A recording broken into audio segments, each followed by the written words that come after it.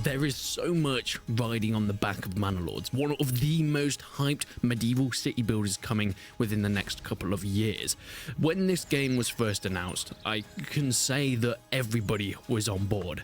But recently, we've had an even more special announcement because, my god, are we going to be able to play this way sooner than any of us ever thought. Less than 1 hour ago, Manorlords announced that you will be able to play the city building portion of the game at Steam Next Fest.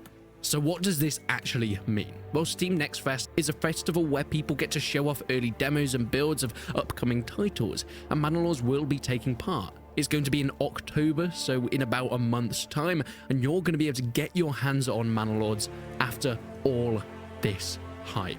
It has been so long, and I've been waiting forever to actually get the chance to play it. We know testers have been doing their thing, and recently the tester applications have been opened for more people getting their hands on alpha versions of the game. But now it will be open to everybody to play the city builder, and there is so much here to experience.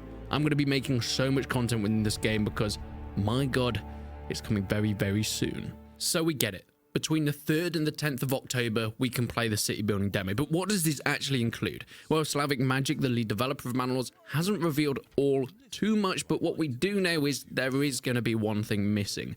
And this is the battle mechanics. Something that some people might be a little bit disappointed for, but I don't think is going to be all the rage when it comes down to the game. You see, there is a big portion of Manorlords that will include these fighting mechanics. It will include this Total War style RTS game along with the city builder variant, having troops, recruiting them from different barracks and archery ranges, and leveling them up as you become a more famous lord with more money and resources to your name. Of course, the king and the lords around you, whether you trade with them or make enemies with them, can depend on how much you prosper and how many battles you actually have to face. But we've already seen a lot of this combat, and it has been shown in its own full dedicated video. Things like fatigue, retreating, waypoint systems, and custom reworked animations within Manorlords itself is going to make a big impact upon the gameplay. But Slavic Magic has stated that this isn't the main game. It is primarily a city builder, and whilst this could have some comparisons to a medieval 3 Total War, I think the main in-depth actual mechanics and gameplay is going to be within the city building portion, which I guess is why it's being released for the demo version in the next month or so. However, so much has changed since the early alpha footage that we were shown. It's been stated that even the diplomacy and the region development systems, as we can see on screen, are completely different now. Not just UI, but mechanics-wise.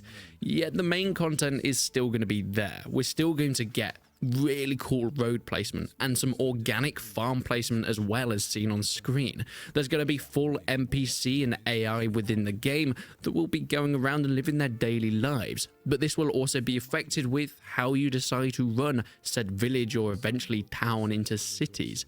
We saw some incredible screenshots of growing your town from a lowly village with thatched roofs to some big cathedrals and some wider region cover. But let's actually break down what we saw within this gameplay. We open up with our beautiful village landscapes. I love the custom music. Building up churches and towns, and of course our starting villages. Now, pausing it here, one of the most important things that we can see and telling that this is gameplay is the dynamic road system. This was something that was announced quite a while ago. These roads here you can see have been built by the player. However, these small pathways that are going from the lumberjack yard to the forest, coming in here to the towns, villages, the houses, of course. We've got our backyards that have little paths in them. They're all kind of varied. They're not the same. Some of them are much thinner, some of them are much thicker, and this indicates with where people have been walking. As the AI walks to multiple places, they're going to be treading on the ground and moving away some of the grass, creating mud instead of luscious greenery. And this is going to have an effect on the game. You can see here there's going to be a lot of treading this way. This is where most people will be carrying back and forth logs and trees from the forest. However, some people will be going back to the town, the majority of people, but the lumber guys will be going back to the lumber yard. Hence why we've got some thinner paths here for where they have made that walk. This is also seen as some people have cut across the land here, and most of the time when you've got oxen pulling carts, it's going to make bigger indents in the road, hence the wider areas of pathway in this area. These are some gorgeous small touches that Manorlords are putting in that I am really looking forward to to seeing in action. It would be naive to say this has never happened before in a game. I mean, this is Ostrov, here another city builder set in later Russian history, but we can see that the same dynamic path system has been made here. The more people walk into certain areas, the more indented the grass gets and the more road is worn out. Okay, it's beautiful, but it's not quite what we've got on Manorlords. That is almost another level of detail. Seasons are going to be a massive part of the game. Of course, trying to survive through winter is going to be a lot for some people. Making sure you've got enough food and resources in order to cope through everything from storms, snow, droughts, and of course, luscious growing weather where you can start to get your stockpiles high and dry. Here is our first bit of real gameplay though. The UI is pretty similar to what we initially saw, but there are some nice changes. So if we take a closer look, here's what we can work out. In the top bar, we have the status of our village.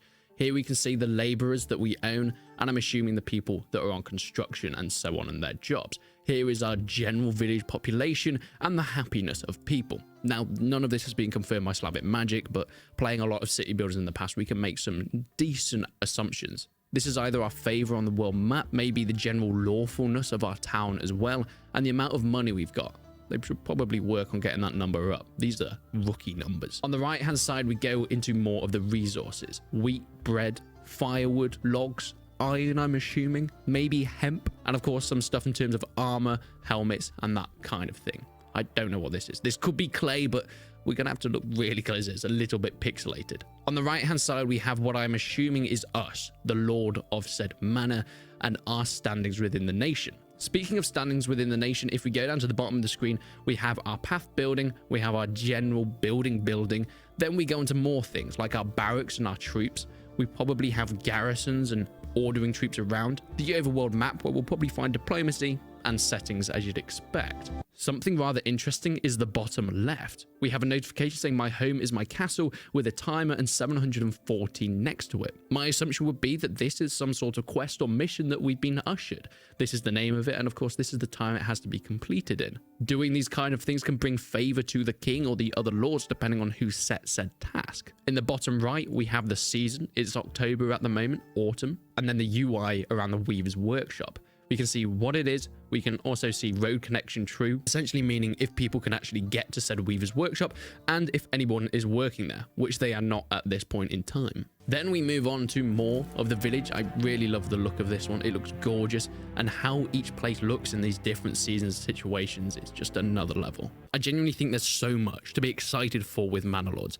It's often dangerous getting so hyped for games, and I try not to. I, on the whole, don't really care that much about games that are coming out, and I don't really look all that much forward to it. If it comes out and it's great, then I will enjoy it at the time. But Manorlords is one of those titles that I am genuinely really looking forward to. And it's going to come out way sooner than we ever thought. October time. That is mind-blowing to me. But please leave a comment down below. What do you think? Are you looking forward to it? And will you be playing it from the 3rd to the 10th of October this year? Boy, it's under a month's time that we're actually going to get our hands on Manorlords.